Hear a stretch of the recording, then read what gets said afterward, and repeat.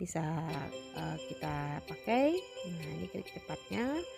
Jadi karena ngomongin konsentrasi berarti mol kali valensi, ini basa kuat. Nah, atau yang kuat gitu aja ya. Nah, karena kita kan bisa menyampurkan kuat dengan lemah gitu. Yang kuat kita singkat dengan K harus lebih kecil dari mol kali valensinya si lemah. Nah,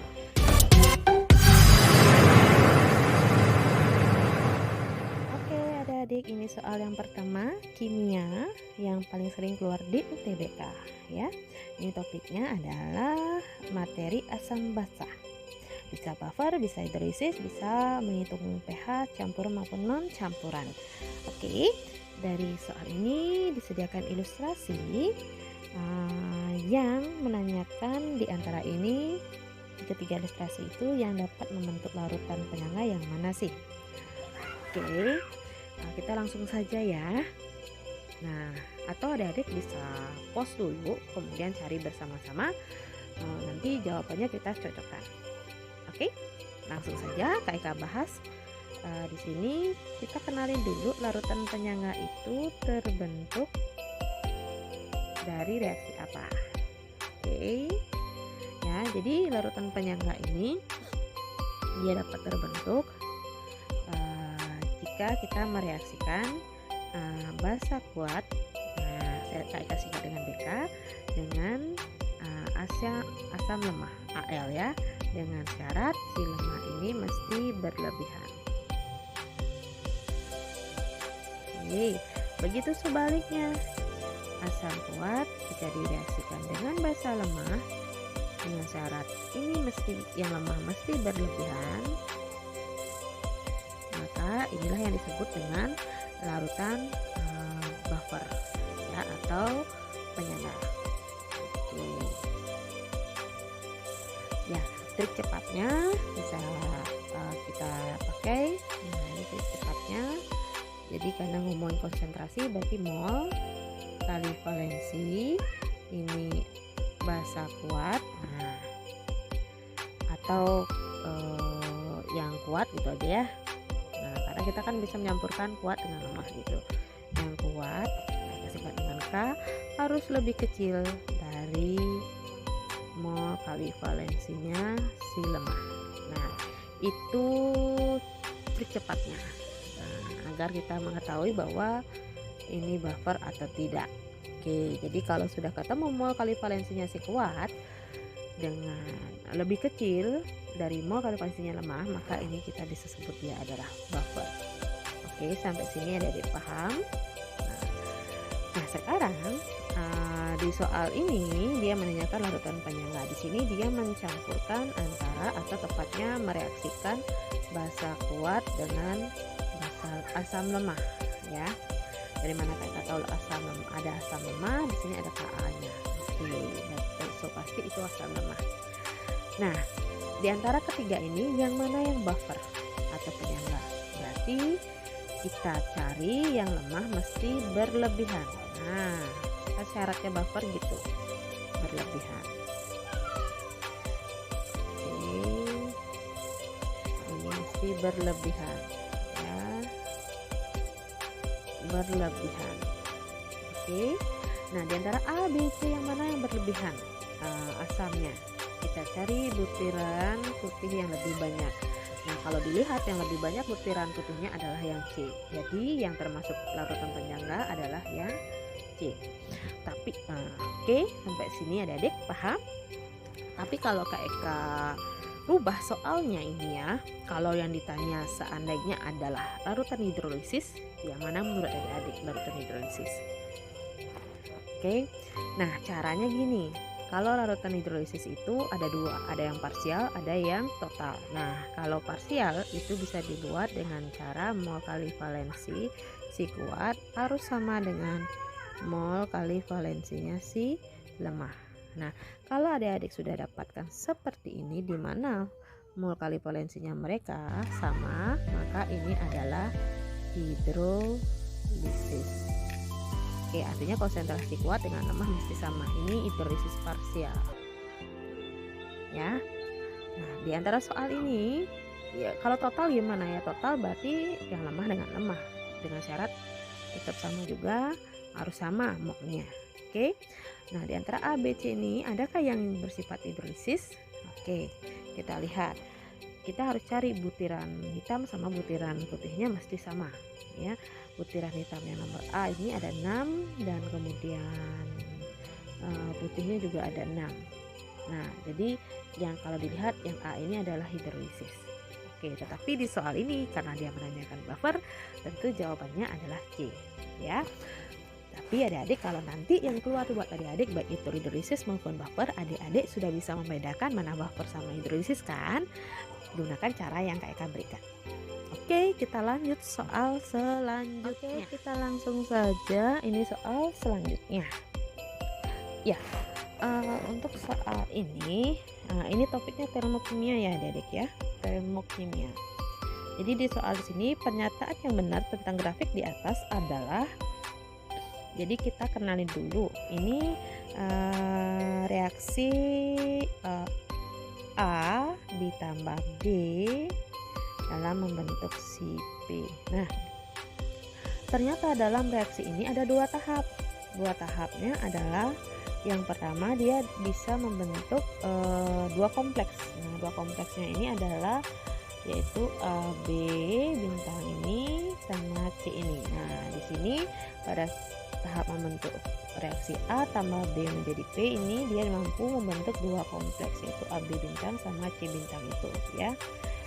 Nah, kemudian selain itu pada reaksi A ditambah B menjadi P ini dia juga menyerap energi sebesar, jadi P ini dia menyerap energi sebesar, ini energinya sebesar, itu jadi energinya adalah F dikurangi D.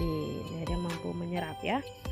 Karena dia mampu menyerap, jadinya reaksi A ditambah B menjadi kita lihat A menjadi C ini. Oke, menyerap ini adalah reaksi termasuk reaksi endoterm. Oke, dia endoterm. Nah, sekarang coba kita identifikasi yang opsi A tambah B bisa langsung membentuk P. Tidak ya, dia tidak bisa langsung membentuk P karena pada saat membentuk P, A tambah reaksi A direaksikan dengan B, A direaksikan dengan B membentuk P tidak bisa langsung karena dia ada 2 tahap. Pada tahap itu dia mampu membentuk 2 kompleks B bintang sama C bintang, jadi salah yang opsi A. Oke, A tambah B membentuk P melalui 2 kompleks teraktifan yaitu B bintang sama C. Ya, ini yang benar. Oke, B jawabannya ya. Nah, yang C ini salah tentu, pada saat ini bukan melepas tetapi dia menyerap ya. Kemudian ini juga sama, ini bukan melepas tapi menyerap ya. Nah, ini bukan reaksi eksoterm tapi endoterm yang E. Oke, jadi jawabannya yang B. Nah, paham ya adik-adik ya? Oke, itu soal yang ketiga. Nah, kita lanjut soal selanjutnya. Oke, ini soal selanjutnya. Seperti biasa, kalau ada yang ingin jawab bisa tinggal di post aja dulu videonya Kak Eka. Nanti jawabannya kita bisa cocokkan. Nah, soal ini adalah soal stokiometri. Oke, kita mengerjakan dengan konsep stokiometri ya. Kita identifikasi dulu, soal ini dia menanyakan volume gas CO2. Nah, kalau udah nanyain tentang volume gas, kita identifikasi dia apakah dia termasuk keadaan standar atau non standar. Oke, ternyata ini diukur pada suhu 0 derajat Celcius dengan tekanan 76 cm Hg. Nah, 76 ini sama dengan 1 atmosfer ya. Jadi ini diukur pada keadaan standar. Tentu pada keadaan standar untuk mencari volume CO2 tinggal adik-adik cari molnya CO2 dikali dengan 22,4. Oke, ini rumus endingnya. Jadi tugas kita selanjutnya adalah kita harus cari molnya CO2 dulu. Oke, untuk mendapatkan mol CO2 tentu kita bisa lihat di dalam reaksi ini. Nah, kalau udah ada reaksi, tentu untuk mencari molnya ini kita harus memakai perbandingan koefisien. Koefisien siapa? Ada nggak mol yang diketahui senyawa di reaksi? Nah, salah satunya, oh ternyata ada, KMnO4. Nah, jadi tugas kita sebelum masuk rumus yang ini ya, kita cari dulu molnya CO2. Dengan cara kita harus cari molnya KMnO4 dulu.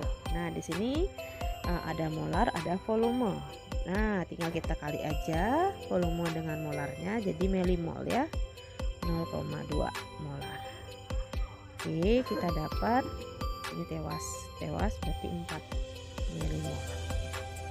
Oke, kita dapatkan yang pertama adalah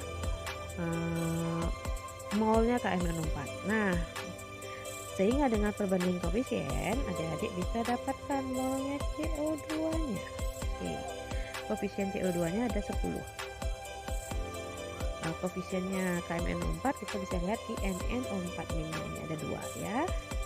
Oke, kali molnya KMnO4 berarti ini tewas 2. Oke, 20 milimol. Oke, nah ubah karena ini satuannya liter, otomatis kita ubah ke mol ya, berarti bagi 1000 sehingga 0,02 mol. Atau terakhir adik-adik kalikan dulu dengan 224 kemudian baru diubah ke liter boleh ya.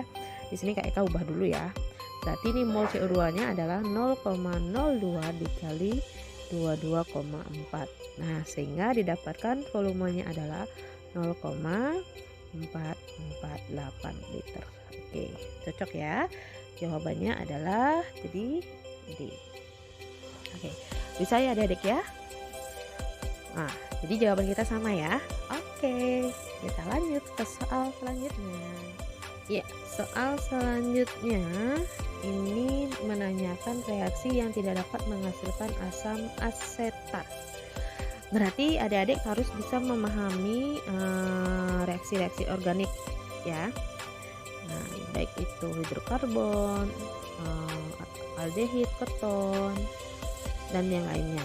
Jadi agar bisa memahami soal ini, yang pertama yang diminta adalah yang tidak menghasilkan asetat. Nah, kalau yang opsi A, oksidasi asetaldehida. Nah, oksidasi, kalau asetaldehid ini dioksidasi, apakah menghasilkan asam asetat? Ya, dia kalau dioksidasi akan menghasilkan asam karboksilat ya kan. Masih ingat oksidasi alkohol primer, dioksidasi menghasilkan aldehid, bisa dioksidasi lagi menghasilkan asam karboksilat, dan asam asetat termasuk asam karboksilat. Nah, jadi pasti dia menghasilkan asam asetat. Oke, yang pertama oksidasi etanol. Etanol kita identifikasi dia termasuk alkohol primer. Tentu kalau dia dioksidasi dia bisa menghasilkan aldehid, kemudian dioksidasi lagi dia akan menghasilkan asam asetat juga, atau bisa menghasilkan asam karboksilat. Oke, bisa ya. Yang B bisa. Kemudian hidrolisis asetilamina. Nah, jadi kalau ini dihidrolisis ya, asetilamina dihidrolisis berarti tinggal ditambah H2O. Oke, dia akan menghasilkan ya, ini bisa menghasilkan asam asetat juga. Asetat dengan amonia. Oke, sedangkan hidrolisis etil asetat ester ya. Etil asetat hidrolisis tinggal tambah H2O gitu berarti ya. Juga bisa menghasilkan asam asetat. Asetat dengan etanol. Ya, sedangkan oksidasi isopropanol ini keton ya. Keton kalau dioksidasi. Ini ada bukan keton, ini alkohol sekunder. Ini akan menghasilkan keton. Masih ingat oksidasi alkohol sekunder dia akan menghasilkan keton atau alkanon. Nah, ini dioksidasi akan menghasilkan tentunya jadinya propanol. Oke, jadi jawabannya Yang reaksi yang tidak dapat menghasilkan asam asetat adalah yang E. Nah, ya, dia tidak bisa menghasilkan asam asetat, dia menghasilkan keton ya, propanol. Oke, sampai sini adik-adik. Jawabannya adalah E. Oke, kita lanjut soal selanjutnya ya. Oke, soal selanjutnya ini menangkan usus-usus jika berpasangan membentuk senyawa bersifat paling basah. Oke ya, ditanya yang paling basah. Oke, kita cari satu-satu nih ya. Jadi M nomor atomnya 4. Oke, nomor A dulu. Oke, kemudian dia berpasangan dengan N nomor atomnya 8. Oke, ini adik bisa pakai yang KLMN itu ya konfigurasinya ya. Berarti ini 22, ini 26. Nah, jadi kalau ionnya berarti ini N2+, ini jadinya N2-. Nah, jadi kalau bentuk rumus kimia dia jadinya Mn. Oke, udah. Yang MO juga sama. MO ini 4, O-nya adalah 8. Bukan 8, 9 ternyata ya. 9. Oke, berarti ini konfigurasi juga sama ya. 7 ya. 7. Oke. Berarti ini Mn2+ O- akan membentuk MO2. Oke. Selanjutnya yang ini ada N dengan O. N8, O-nya 9. Oke. Nah, di sini 26, ini 27. Nah, jadi ini membentuk NO2. Karena ini kovalen, berarti ada struktur Lewisnya. N-nya ada 6. 1, 2, 3, 4, 5, 6 ya. Struktur Lewisnya O-nya ada 2. 7 ya.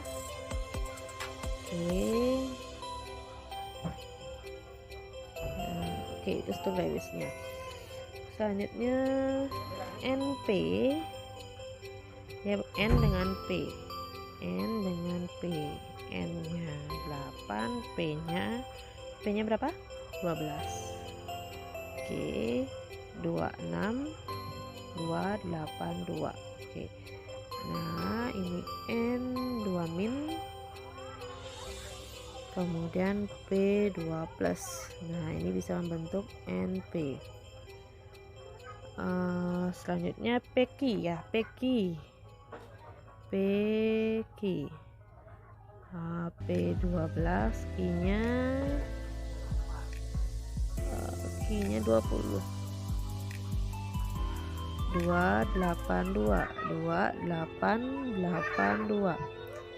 Nah, ini tidak bisa ya, tidak bisa membentuk senyawa karena ini plus. Oke, tidak bisa membentuk senyawa. Jadi opsi E itu udah out. Oke, sekarang kita urutkan sifat basanya yang di sini ada si P dengan si M. Nah, M mana nih? Ya, M kan itu ya. Oke, di antara ini 1, 2, 3, 4 nih, yang mana urutan sifat basanya yang lebih, ini ada M-nya, ini ada M-nya. Kemudian ini ya, yang lebih bersifat basa. Basa itu cirinya ada 2+. Nah, itu ya. Kuat. Yang mana lebih kuat? Tentu yang lebih kuat adalah P lebih kuat dari M ya, sifat basanya. Sehingga yang berpasangan dengan P itu yang lebih kuat. Nah, karena dia golongan 2A juga, tetapi paling di bawahnya si M. Oke, saya adik-adik ya, sehingga jawabannya adalah yang sifat paling basa adalah NP. Nah, oke, itu dia soalnya. Semoga adik-adik bisa memahaminya. Oke, adik-adik, itu dulu pembahasan soal kimia untuk UTBK. Semoga bermanfaat buat kalian semua ya. Dan jangan lupa like and share-nya. Terima kasih.